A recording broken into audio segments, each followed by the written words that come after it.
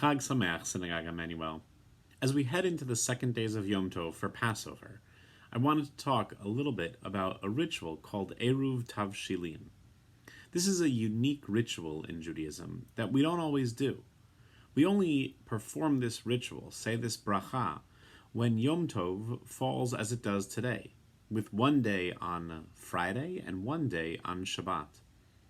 One of the challenges is being able to cook for Shabbat on the first day of Yom Tov. One of the things that Judaism doesn't particularly like is preparing for the day after the holiday. And so we don't want to insult the first day of Yom Tov by preparing for the second day. To get around this, the rabbis created this ritual of Eruv Tavshilin, which is essentially starting to cook for the second day of Yom Tov before the holidays begin and completing it on the first day of Yom Tov. So it's sort of this loophole that allows you to complete the cooking that you began before the holiday.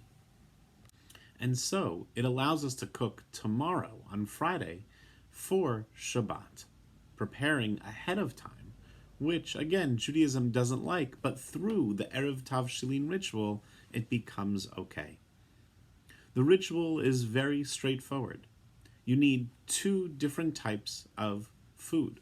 One is normally a baked dish and one is normally a cooked dish. The easiest thing to use for a baked dish is a piece of bread. Of course, since it's Pesach, Passover, we can't have bread. So you just need to set aside a piece of matzah. For the cooked dish, it can be anything that's cooked. It can be leftovers, it can be a hard-boiled egg if you still have some from the Seder. Now, that precludes charoset, which isn't baked, but anything else works. Once you have those two items, those two dishes, you simply set them aside in your refrigerator, knowing that you have to eat them on Saturday. As you do this, you say the blessing, Baruch Ata Adonai Eloheinu Melech HaOlam, Asher Kiddushanu b'mitzvotav v'tzivanu al mitzvat Eruv, which is, praised are you, Lord our God, ruler of the universe, who has commanded us in the mitzvah of the Eruv. Then, after that, you can say, with this Eruv, it should be permitted for us to bake, cook, insulate food, light a candle, and do everything that's needed from Yom Tov for Shabbat.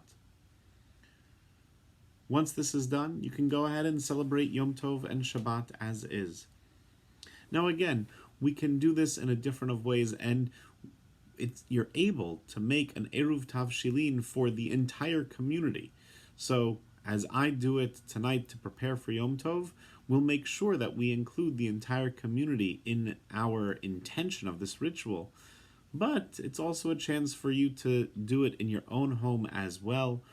It's also a chance for you to add this little bit of ritual as you prepare for the second days of Yom Tov. Wishing everyone a Chag Sameach and Shabbat Shalom.